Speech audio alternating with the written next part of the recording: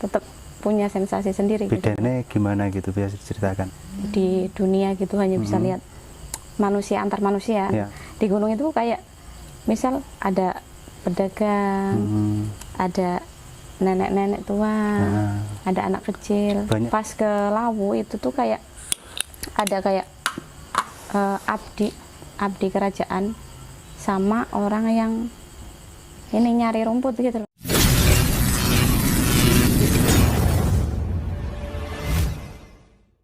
Nah, jadi seperti itu ya. Tadi pengalamannya Mbak Uci di Gunung Lawu bersama saya dan teman-teman lah dulu, rekan-rekan seperti itu. Tapi kira-kira ada nggak ya selain di situ pendakian yang masih dalam kategori pendakian gitu loh? Di gunung mana gitu? Sumbing kalau nggak salah. Sumbing. Iya. Itu kesannya gimana maksudnya itu? Hal apa yang mungkin dialami? Kalau singkat ceritanya ya, kalau singkat ceritanya sih di situ kayak ternyata Gunung Sumbing sama Gunung Sindoro itu ternyata kayak saudara gitu loh. Mereka itu berawal dari saudara gitu ya. Tapi emang karena misal ada sesuatu yang terjadi, akhirnya kayak ada spasi gitu loh. Spasi. Ya kayak ada sekat gitu loh. Nah, sekat. Iya. Tapi apa yang terjadi gitu loh di antara dua? Ya kalau itu sih kurang tahu sih, kurang paham sih, karena nggak menanyakan juga. Saya nggak menanyakan ke Mbak Putri pada saat kita naik ke Sumbing sama Om ya. Iya, naik ke Sumbing kita hanya berdua. Kita naik ke Sumbing hanya berdua. Terus berhubung tenaga laki-laki itu lebih kuat. Itu laki-laki seenaknya sendiri gitu loh, ninggalin perempuan di bawah. Emang saya ninggalin dulu? Iya pas hampir sampai di puncak lah. Terus pas saat itu kayak Om capek Om gitu. Ya, kamu saya dalam hati gitu kan. Dalam hati bilang Om capek Om, tapi kayak langsung diungkapin juga sih, pernah diungkapin, Om berhenti dulu sih Om gini. Tapi Om Zen itu kayak ninggal dulu, baru berapa meter kemudian baru dia duduk. Iya, tak tunggu di sini, tak tunggu sampai di ketiduran sini. itu. Tapi kan susah Om naiknya ke atas. Lah intinya di situ kayak tiba-tiba datang kayak nenek gitu, seorang nenek bilang bahwa kamu harus bisa, kamu gak harus kayak mampu gitu loh naik ke atas gitu. Coba deh kamu kayak pakai hati gitu naiknya, nggak pakai logika kamu aja gitu. Iya, pakai hati kamu gitu, pakai perasaan kamu. Akhirnya tak coba kan, ya tarik nafas, nata perasaan, nata pikiran juga, baru tak coba naik lagi ke atas. Ternyata pas naik itu kayak lebih ringan gitu loh langkah kakinya itu.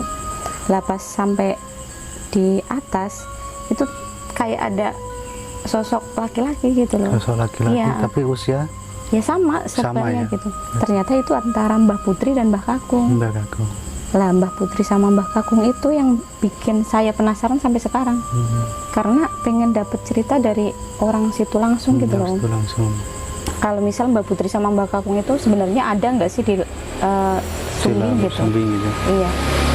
Makanya kayak mereka itu bilang bahwa tenang Dok gitu. Kapanpun kamu ke Sumbing, pintu kami akan selalu terbuka buat kamu gitu. Terbuka buat. Iya. Jadi kayak kapanpun mau ke sana, asalkan niatnya bagus, asalkan etika kita dijaga, itu pasti kayak mereka itu selalu terbuka gitu. Kayaknya kayak gitu. Tapi kan waktu itu kan bukannya dulu saya ninggal juga, ninggal banget sih enggak, karena kita kan melakukan pendakian berdua gitu dulu. Tapi nggak tahu kenapa itu kan saya sempat istirahat juga, sempat ketiduran juga setiap kali berhenti gitu loh. Jadi setiap kali berhenti itu ada apa ya, entah tiba-tiba itu kebangun sendiri gitu loh. Ada sosok seorang yang bangunkan gitu loh. Kalau apa ya, misalnya kita tidur, jadi itu tangi koncomu jaga dan guri tangi kowe durung bar aja madhek kene sik. Jadi ada seolah-olah yang bangunkan gitu loh, dan bangunnya tuh secara tiba-tiba waktu itu. Jadi bangun terus jenguk lagi kan, sampai mana ya kok nggak kelihatan sih aku. Terus berapa jangka istirahat lagi. Kalau nggak salah itu sempet sampai ketiduran 3 kali atau 2 kali gitu.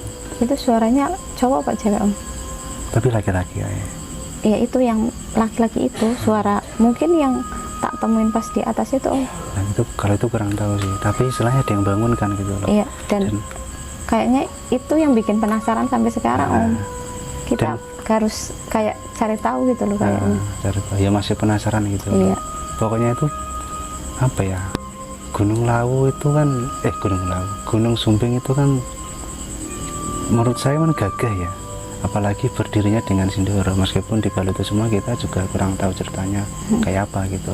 Pasti punya kisah sendiri di antara kedua gunung itu, sampai bisa dikatakan gunung kembar gitu loh. Dan kita waktu itu kan sampai puncak kan bareng tuh. Iya. Bareng kan gitu loh. Artinya kan masih ada solidaritas juga. Sebenarnya karena sebel aja sih. Sebel aja. Kalau turun gimana turun? Kalau turun sih kayak ya itu kayak jam berapa sih Om kayaknya jamnya? Kita turun itu ngepasi pan sunset. Kita kan menangi lautan awan gitu kan. Iya. Pas sunset. Lah pas itu tuh sempat ada pikiran bahwa kayak kita turun itu kayak ya Allah ini udah mau malam gitu. Malam, kan. Tapi kita dengan asiknya tetap kayak foto-foto Om ya. Foto-foto. Nah, tetap foto-foto, tetap kayak pas berhubung itu pas setelah aku ulang tahun iya kan. Oh iya, ya, pas jadi, bertepatan toh. Iya, bertepatan. Setelah kayaknya 1 hari. Ya pokoknya itulah.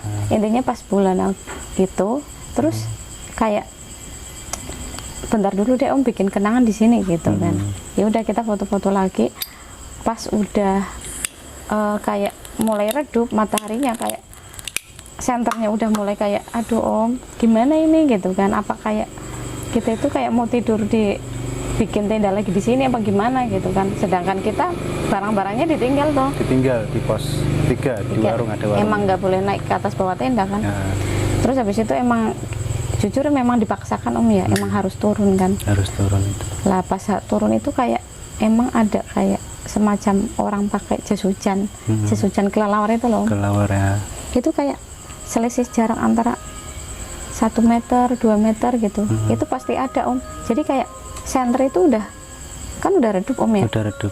Andai senter itu tak matikan pun sebenarnya aku bisa jalan. Karena pada saat itu kayak mereka itu nyala gitu loh ininya jas hujannya gitu loh. Oh, jas hujannya itu kayak nyala gitu. Iya. Adalah penerangannya. Pakaiannya itu kayak jubah-jubah putih gitu. Putih. Tapi kayak kalau di kegelapan itu nyala. Jadi kayak misal tanpa senter pun aku tahu kalau itu ada pohon, aku tahu kalau itu ada apa gitu.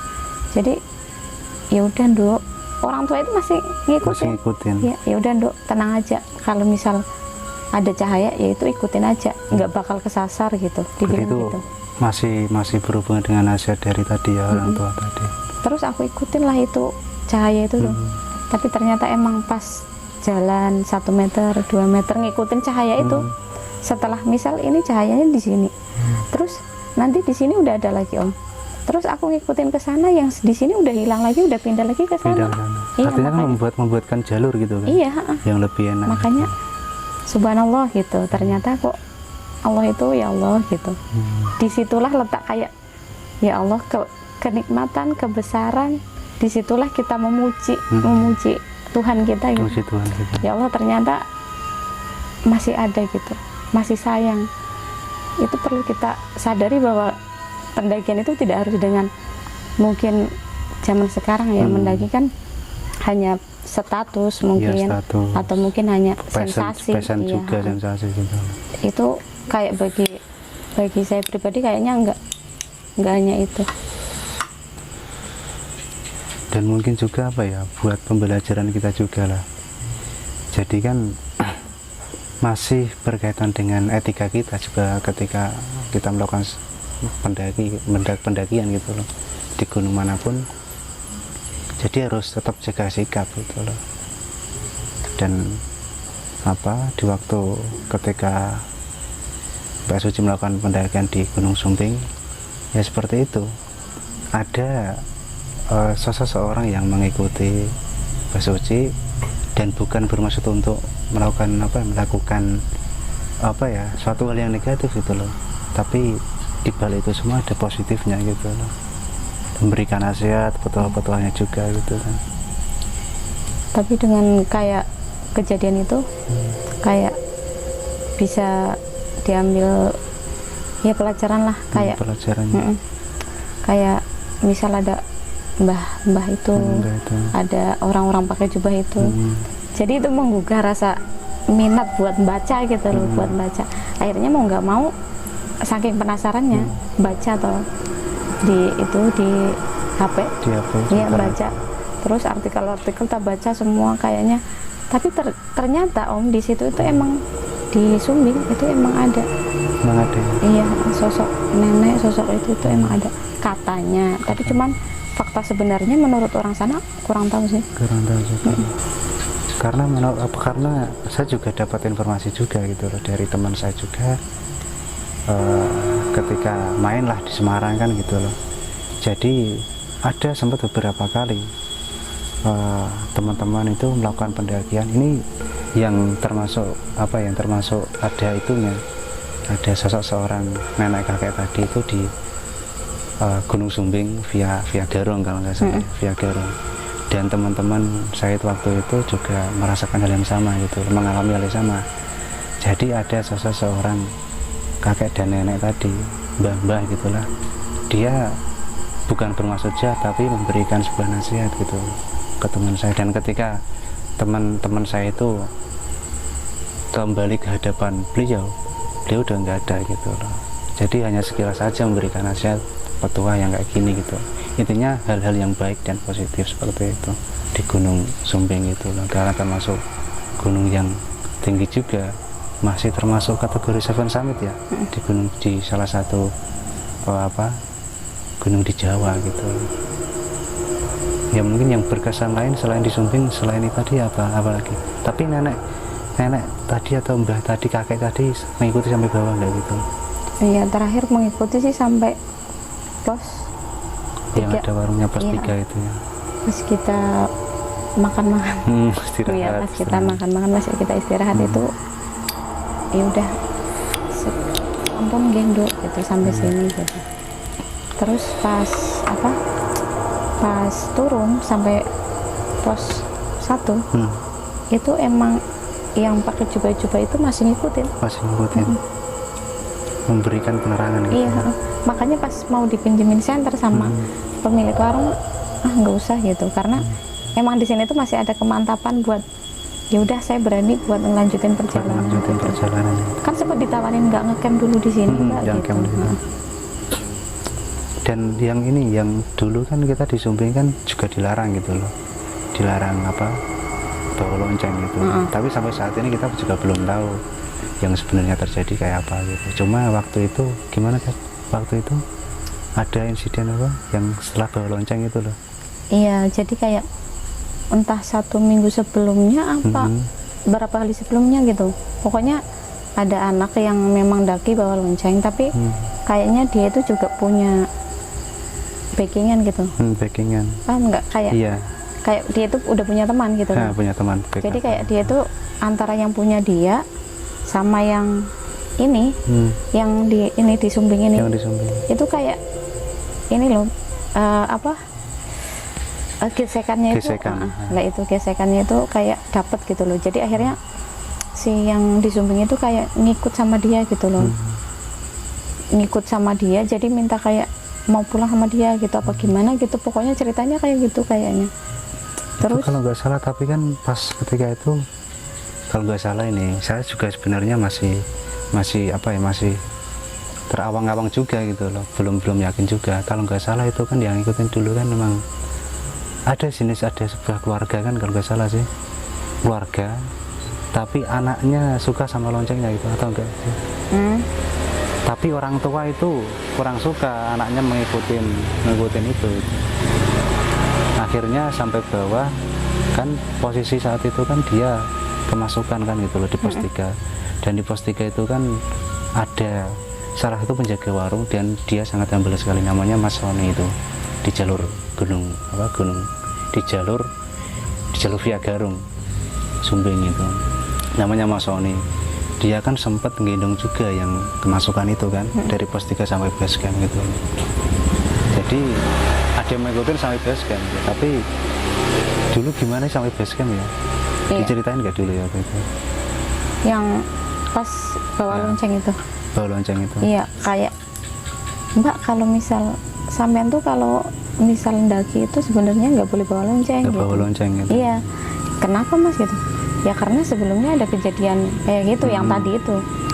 Dan kayak saya sendiri pun lupa mengingatkan sampean gitu. Sampean itu udah naik ke atas gitu. Udah naik ke atas. Saya baru ingat. Gitu. Nah pas lah terus kalau misal saya nggak pulang gimana Mas gitu kan? Lah Mas Soninya tuh bilang ya berapa menit gitu Om ya? Komen berapa menit lagi sebenarnya sampean itu mau tak cari gitu. Oh iya, Mau disamperin ke atas gitu loh. Katanya udah kedengeran ini kan loncengnya gitu kan. Soalnya kan yang pendaki terakhir pun udah turun, tapi kok sampean yang awal naik kok malah belum turun, kemana gitu. Dikira kita itu kayak hilang gitu Om ya, kayak gitu. Karena emang waktu itu di Gunung Sumbing itu di samping apa treknya Yamung Terjal itu ketinggiannya juga lumayan kan gitu loh. Kalau nggak salah berapa sih, 3.337 ya DPR. Kita nggak ngejar apa ya, nggak mencapai puncak semua yang ada di Sumbing, karena niatan kita kalau udah sampai puncak ya udah gitu loh, menikmati keadaannya, keindahannya, kebesaran Allah SWT gitu loh. Dan akhirnya kita turun di Gunung Sumbing sampai jam berapa ya dulu waktu? Jam 12 Pak ya, pas setengah 1 malam gitu kalau Pokoknya malam lah pokoknya. malam gitu. Iya. Lupa Dan jam. kalau nggak salah itu estimasi kita waktu ke Sumbing itu sampai 24 jam itu loh. Dan itu paling gila Mas, menurut saya itu. Kita berangkat dari Semarang itu kalau nggak salah habis sisa ya. Iya. Terus sampai base camp jam setengah 11 malam, kita istirahat makan, jam 12 baru nge-trek gitu loh. Dan sampai base camp lagi kita jam 12 malam itu kan waktu itu. Tapi kurang lebihnya kayaknya ya sekitar jam 12 malam sih. 12 Ya, malaman gitu. Dan kita akhirnya nginep di base camp lagi kan gitu waktu itu.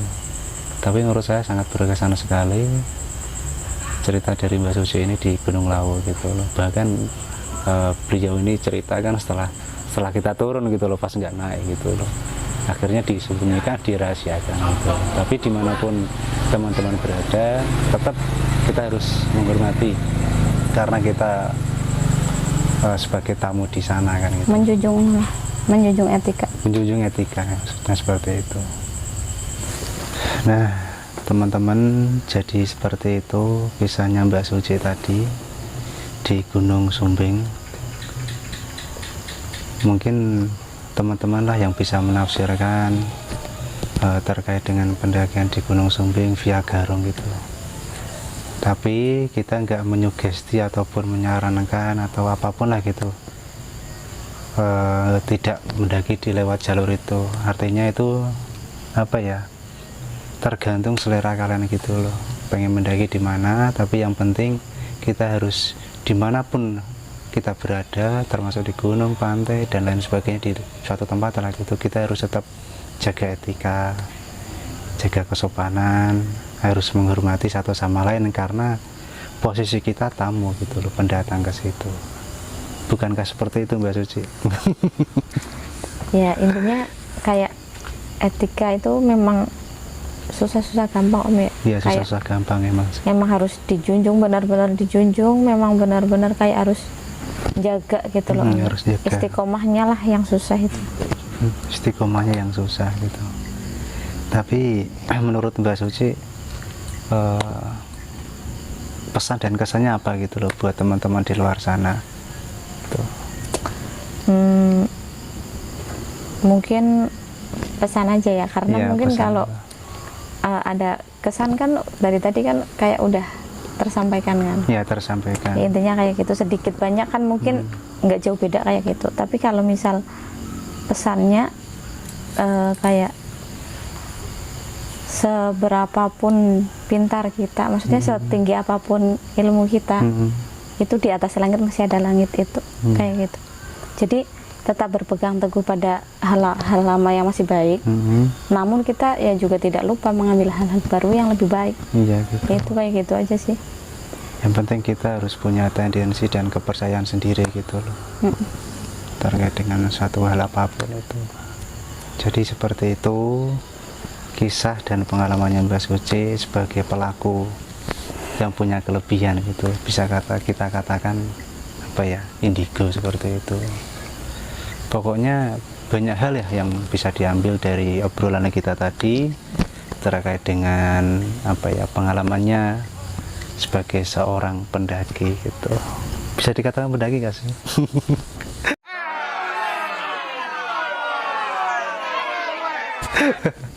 Enggak lah.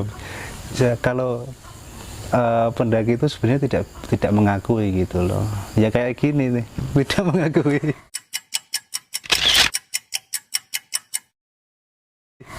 Tapi ya, kalau pendaki kan nggak mengeluh, tapi kan ternyata masih banyak ngeluhnya. Ngeluhnya juga. Tapi ya nggak apa-apa, itu manusiawi lah gitu. Setiap orang kan punya capeknya sendiri gitu, punya capek-capek masing-masing gitu. Jadi seperti itu kisahnya Mbak Suci. Bisa apa ya, bisa kita ambil hikmahnya dan positifnya apa yang tadi diobrolkan, tadi dibicarakan dan dijelaskan oleh Mbak Suci seperti itu. Yang penting harus apa, tetap teguh, yakin, jaga sikap, etika, menghormati dan lain sebagainya gitu loh. Pokoknya dimanapun teman-teman berada harus tetap jaga kesopanan lah gitu intinya, sama siapapun aja gitu. Jadi mungkin itu yang bisa kita sampaikan pada malam hari ini. Jangan lupa di like, komen, dan subscribe. Sampai bertemu kembali di jurnal ekspedisi selanjutnya dengan tokoh-tokoh inspiratif dan sangat apa ya,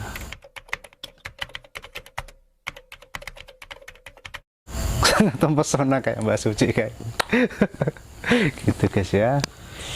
Saya Om Zen dan ini Mbak Suci. Sampai berjumpa kembali. Salam ekspedisi.